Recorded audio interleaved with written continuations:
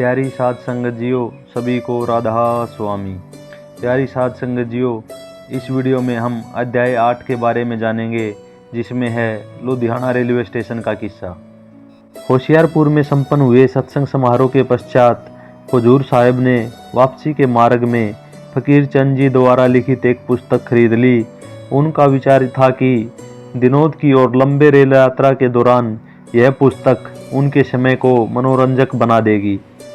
जब वे सभी दिनोद के लिए रवाना होने हेतु लुधियाना रेलवे स्टेशन पर अगली ट्रेन की प्रतीक्षा कर रहे थे, तब हुजूर साहिब के मन में विचार आया कि इस खाली समय में वह पुस्तक का अवलोकन करे। वे बड़े महाराज जी और अन्य सहयात्रियों से कुछ दूर एक वृक्ष के नीचे शांतिपूर्वक बैठकर उस ग्रंथ को पढ़ने में तल्लीन हो गए। उस समय बड़े महाराज जी, जो अपने साथ आए शिष्यों के साथ बातचीत में व्यस्त थे, अक्सर अपनी दृष्टि हुजूर साहिब की ओर डाल रहे थे।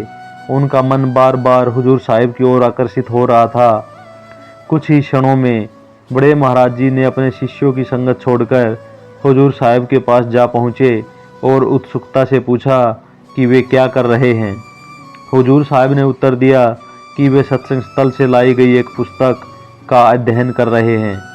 इस पर बड़े महाराज जी ने मुस्कुराते हुए हुजूर साहिब से कहा, मास्टर, यह किताब तेरी समझ में नहीं आएगी।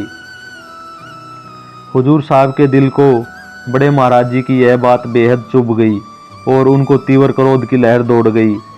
उन्होंने मन ही मन सोचा कि वे दिनोद गांव के चुनिंदा सुशिक्षित निवासियों में से एक हैं और अंग्रेजी भाषा के अध्यापक हैं, जबकि बड़े महाराज जी, जो स्वयं अशिक्षित हैं, उनसे कह रहे हैं कि वह किताब उनकी समझ से परे है।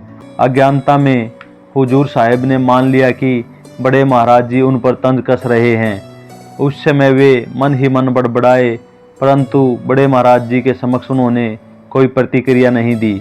उन्होंने सोचा कि पहले वे इस किताब को पूरी तरह पढ़ लेंगे, फिर बड़े महाराज जी से इस पर तर्क वितर्क करेंगे।